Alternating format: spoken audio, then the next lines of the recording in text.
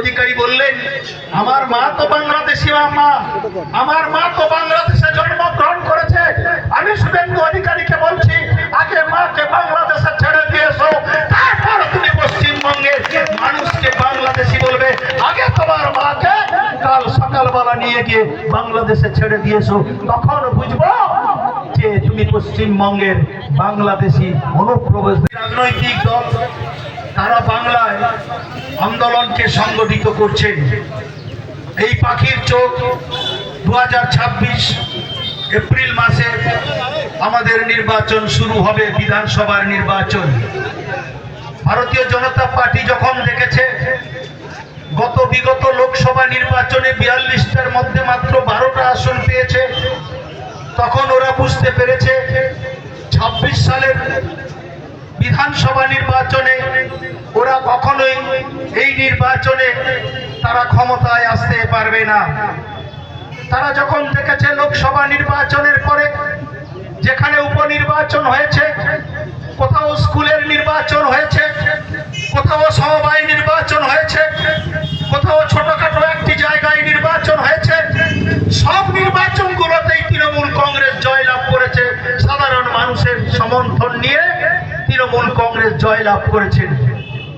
এমন এমন জায়গায় আছে যেখানে লোকসভা নির্বাচনে হয়তো বিজেপি এগিয়ে আছে, কিন্তু সেখানে সমবায় নির্বাচনে আমাদের তৃণমূল কংগ্রেস তারা জয়লাভ করেছে। একটা আসনও বিজেপি জিততে পারেনি, কারণ সেখানকার মানুষ বুঝতে পেরেছে লোকসভায় আমরা ভুল করেছি, লোকসভায় আমরা বিজেপিকে ভোট দিয়ে ভুল করেছি।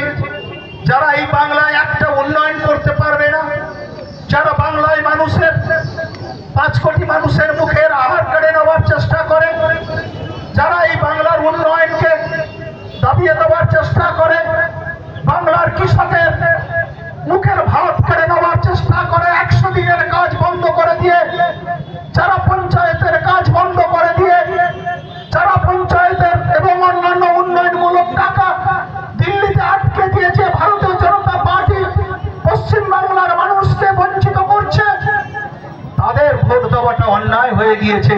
তারা বুঝতে পেরেছেন লোকসভা নির্বাচনে। তাই তৃণমূল কংগ্রেস যখন গ্রামে গ্রামে পাড়ায় পাড়ায় যখন তারা সংগঠিত হয়েছে, তখন তারা একটা ঘোর চক্রান্ত ষড়যন্ত্র করছে।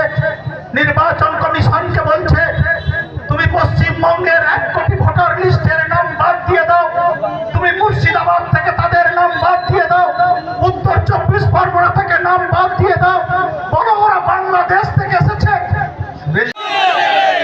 সেই শুভেন্দু এক ঝুড়ির লোক নিয়ে সন্ধ্যেবেলা লুকিয়ে লুকিয়ে মিছিল করতে এসেছিল। কেন জানেন? আসল ঘটনাটা আপনাকে বলি। আচ্ছা, শুভেন্দু তো 4টায় মিছিল করতে পারত, 5টায় মিছিল করতে পারত, কেন 7:30টায় শুভেন্দুকে আসতে হলো?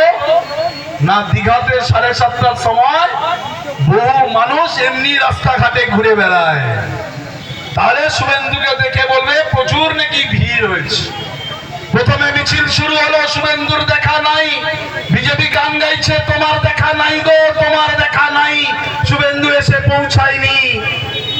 কিছুক্ষণ বাদে শুভেন্দু এলো, এখনো শেষ হয়নি। শুভেন্দুর মনস্কামনা কি ছিল জানেন? শুভেন্দু যেই জগন্নাথ মন্দির নিয়ে অপপ্রচার করছে, কিন্তু জগন্নাথ মন্দির যবে থেকে উদ্বোধন হয়েছে শুভেন্দুর মনটা উচকুচ উচকুচ করছে। কবে জগন্নাথ মন্দিরটা দর্শন করতে পারছিল না, তাই একটা মিছিল করে জগন্নাথ মন্দিরটা দর্শন করেছে শুভেন্দু অধিকারী। এর মনস্কামনা পূর্ণ হয়েছে।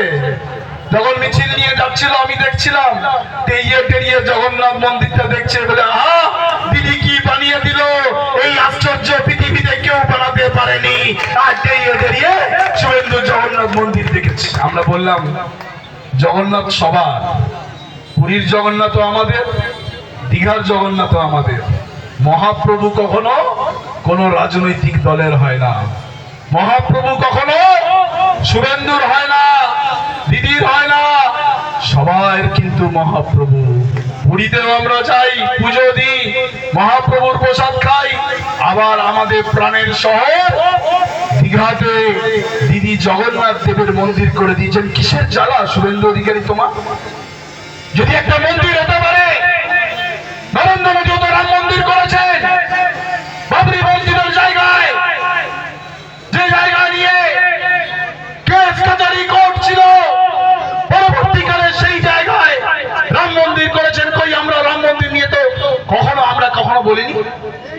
আমরা বলেছি রামকে নিয়ে রাজনীতি করা যাবে না, কিন্তু আমরা কখনো এই জগন্নাথ দেব চলবে না, ওই জগন্নাথ দেবকে চলাতে হবে, এই জগন্নাথ দেব চলবে না, এটা রাজনৈতিক টাকা দিয়ে রেখেছে শুভেন্দু অধিকারী।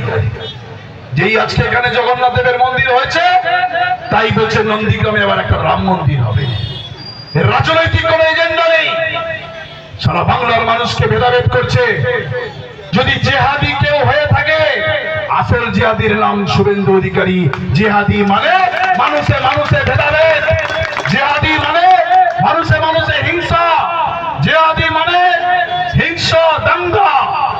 যদি হিংসা দাঙ্গা কেউ লাগিয়ে থাকে পশ্চিম বাংলায়, তার নাম শুভেন্দু অধিকারী।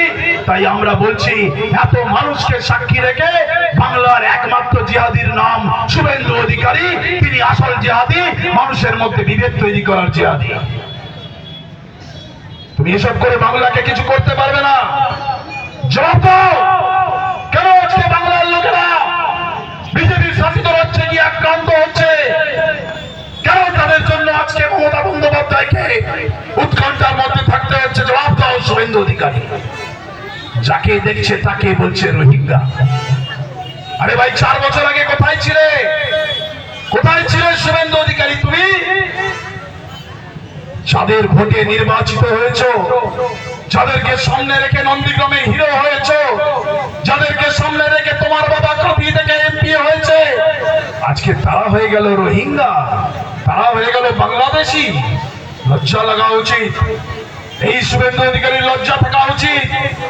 বাংলার মানুষের অপমান, আজকে মানুষের জনরোষ তার উপর আক্রান্ত হচ্ছে। আজকে মানুষের জনরোষ, মানুষ যখন এগিয়ে আসবে, তখন কেউ আটকাতে পারবে না। মানুষই শেষ কথা বলবে। মানুষ কখনো তোমাকে মেনে নেবে না, তোমার এই রাজনীতিকে মেনে নেবে না। তাই দীঘায় দাঁড়িয়ে বাংলা ভাষার অপমান, বাঙালির অপমান, বাংলার অপমান এবং জগন্নাথ মন্দিরের অপমান আমরা কখনো মেনে নেব না। দীঘার মানুষ আজকে জগন্নাথ মন্দির হয়েছে বলে এখানে আরো কর্মসংস্থান বাড়ছে, এখানে পর্যটকরা হাজারে হাজারে আসছেন। গত 3 মাসে যে পর্যটকের ঢল লেগেছে দীঘায়, আজকে দীঘার মানুষের পেটে লাথি মারছে কে? ভারতীয় জনতা পার্টি। আজকে দীঘাকে নিয়ে অপপ্রচার করেছে রথের সময়, বলছে নাকি হোটেলের দাম বাড়িয়ে দিয়েছে। এরা অপপ্রচার করেছে শুভেন্দুরা, এরা অপপ্রচার করেছে নাকি অটো ভাইরা মানুষের কাছ থেকে বেশি টাকা নিয়ে নিয়েছে, টোটো ভাইরা বেশি টাকা নিয়ে নিয়েছে। মানুষকে মিথ্যাচার করছে।